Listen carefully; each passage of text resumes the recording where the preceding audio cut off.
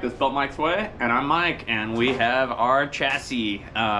Also got a bunch of parts over there. Got a Beltec drop spindles, some Rock Auto A-arms, ball joints, all that good stuff. But we're going to get started today. We're going to be lowering the whole chassis, 2 inches in the front. The rear, we're going to lower 3 inches, and we aren't paying for much. We're bought some new 1/2-inch bolts. A few drill bits to drill out all the rivets, grind them out. Unfortunately for me, I did kill my Milwaukee cordless grinder, so it did get expensive for me there, but it's about time for a new one. I've had it about 7 years, so I can't complain. It's been a great grinder, so we're just gonna get to it. We got a lot to do. Main focus today is to get our holes re-drilled for the rear hangers, and that's all we're gonna do is literally drill new holes, raise the hangers up 3 inches, and that's gonna give the back a true drop 3-inch. Not like where you buy 2-inch shackle and it really gets you like 1.5 or 1 3/8, because the hangers only one part of your leaf spring moves, so it raises it up, but only on the halfway in the middle. It doesn't give you that full 2 inches. So we're gonna raise both hangers 3 inches, and that's gonna make the rear end go up 3 inches, period. No weird adjusting, worrying about springs settling, none of that. It's gonna be 3 inches, and that's it.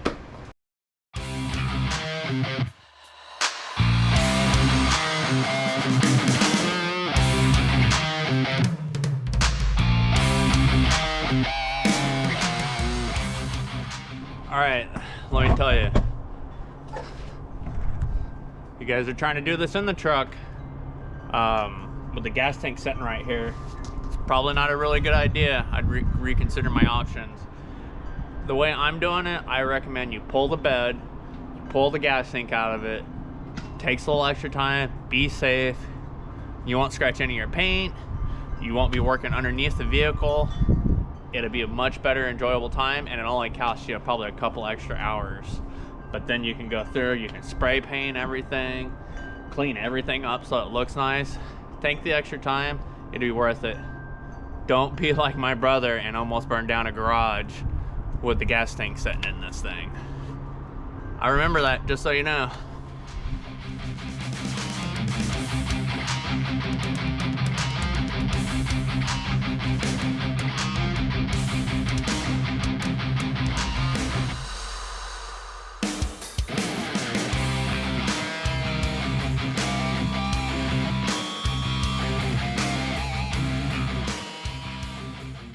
If you notice, the bolt pattern is different.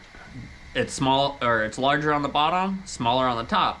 So I just transferred a line up to show me where I need to die grind my new hole out to. Same thing over here. And then if you measure from the very bottom of this hole to this hole, you get 2 7/8. So by doing that, we're gonna get 2 7/8 worth of lower. Perfectly stock spring, stock hangers. You know, all this costs you is a little bit of time to go through and do some die grinding, buy some bolts. This is a tough job. If your bed is on the truck, I would highly recommend removing the bed and the gas tank for this. If you want a good hard wheel, this thing works great. I cut the heads off of 18 rivets, and that's all that I used. It's barely just, I rounded the stone. So these things work great. They are expensive, but they are worth buying.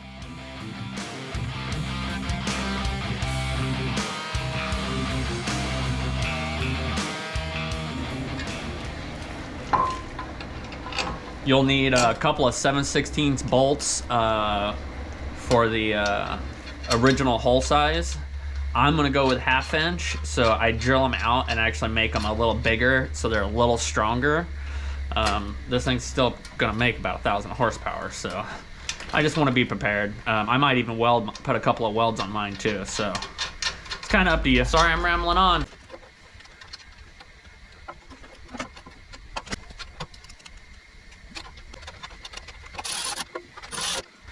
Okay, you want to take a look at your edge lines, make sure they're looking nice, because this thing will have a little play. So,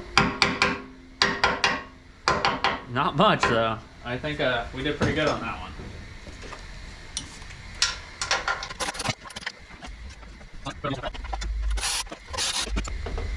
marked our holes in the back. I'm gonna center punch them, drill them out, and then get it close. I'm not gonna get it all the way to size. Then I'm gonna put this back on, bolt it back on, line it up, die grind it out so it perfectly matches these holes. And then I'm actually just gonna open them all the way up to 1/2 inch.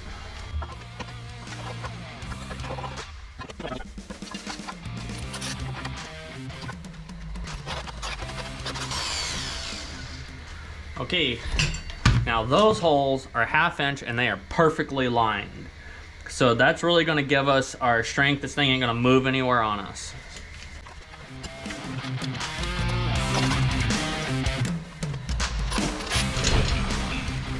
So this is where it gets a little monotonous. You gotta take one out, drill it, put one in, take one out. So, you know, it takes time.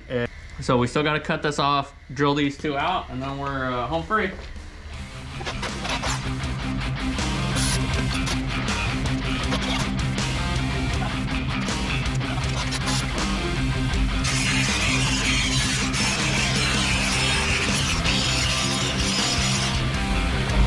Let's go put them back on. Alrighty. We got both sides all done. We got them cut, ground. We're gonna repaint them before we put them back on, but I gotta throw some rust kill on them first. We're gonna paint this, throw a little rust kill on there first. So I'm gonna set these to the side. These, we're gonna probably cut down maybe to here. We're gonna cut this off, so we'll reuse some of that. We'll just put that to our pile on the side and make sure that this one, when you move this up, you damn well better make sure you put it back in the same spot. The back one has a little forgiveness because you have a shackle back there that swings back and forth. It doesn't really tell the leaf spring where it needs to go. This one does. Take your measurement right. I recommend plumb bobs to the ground.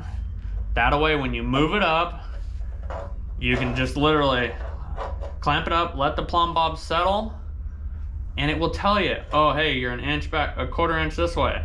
So you can scoot it up, mark your holes again. Start drilling, get to them set perfect, recheck, just like we did on the back. It's a little more complicated and then pulling it right out of a box. But keep in mind, if you order these kits with these drop shackles, you're coming out of the pocket for these. These kits ain't cheap, so yes, you're gonna have to buy shocks and you're gonna have to buy some nut and bolts. But for probably less than 200 bucks, you're gonna have a 3-inch drop. Sorry, I'm rambling on. Take your measurements. So remember when I chopped this bolt off so you can get it out without removing the gas tank, which was a stupid design. From now on, we're gonna slide the nut in from the top because we're gonna raise it up. You're not gonna have a bolt down there no more. So you're gonna be able to drop your nut in there carefully and then get your bolt started. So no worries about the gas tank anymore or having to remove that bolt, but you have to remove the gas tank first. That was some crap, so we're gonna get rid of that.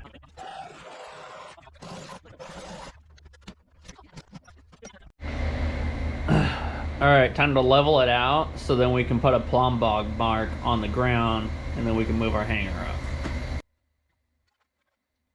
What you have to do to make sure you don't lose your alignment front to back, because you don't want your truck to drive sideways. It's not going to be a cool thing. So just put you a line for the front to back, move it up 3 inches, mark your holes, drill them. You got a 3-inch lowering kit for some nut and bolts and lowering shocks. So I think it's gonna be really cool. I really enjoy doing projects like this. It don't take a lot of money that you guys can do at home and you guys can do for yourself. Let me know if you guys have any questions. I'll be happy to answer them. Sorry I'm rambling on. Let's get to it.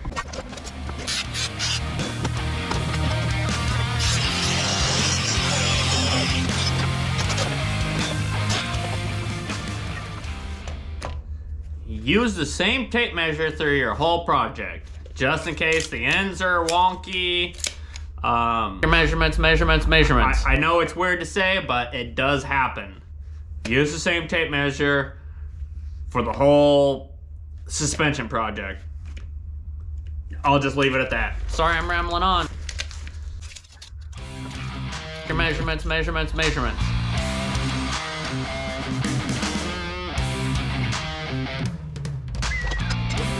Your measurements, measurements, measurements.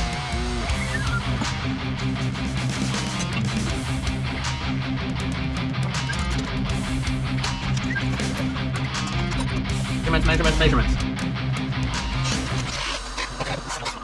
Measurements, measurements, measurements. Measurements, measurements, measurements.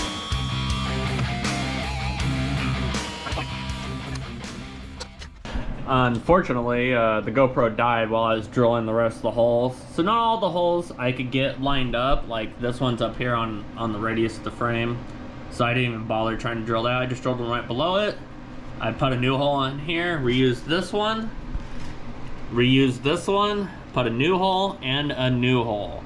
I am going to cut these and actually flare them over because that's too tall. So I'm just going to bend them over, re-weld them in here.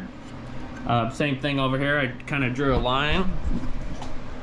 We're going to fold them over just so they have a little strength at the top. But other than that, they're pretty much done. I'm going to do the other side. All right, we got all 4 hangers done. I did the rear at 2 7/8, and I did the fronts at 4 inches. So that should give us about 3.5 inches of measurements, measurements, measurements, lowering the rear of it. And why I did different sizes, because I couldn't go any more in the rear. So I went more in the front. And it doesn't really matter because I'm gonna have to shim the angle and put a new angle on it anyway, so it just doesn't really matter. So I went ahead and just got the amount that I wanted, or as close as I thought I want, and then I can add a block after that, or who knows, we might back half the truck at that point. It might turn into something serious, but I just wanted to show you guys what I did. It's nothing but drilling holes and taking some measurements. So if you guys want to do this and you really want to take the time to do it, feel free to ask questions, subscribe. I'm going to do as many things like this as I can. So, you know, stick around. This SS truck's going to be fun, but I'm going to show you the... All right, we're calling it a wrap for the day. I started pulling the rear end out from under the SS truck, and boy, oh boy, it just fought me. I got the nuts off after I get in a big old breaker bar to put on them with an extension on it, and then all the bolts are locked up inside of the bushings, the ends of the leaf springs, end of the shackles, end of the shocks. One of the bushings on the shock is actually spinning. It's so rusted inside of it, so we're gonna deal with that tomorrow. We're gonna call it tonight. Hope you guys are enjoying. Stick around, more to come. Sorry, I'm rambling on.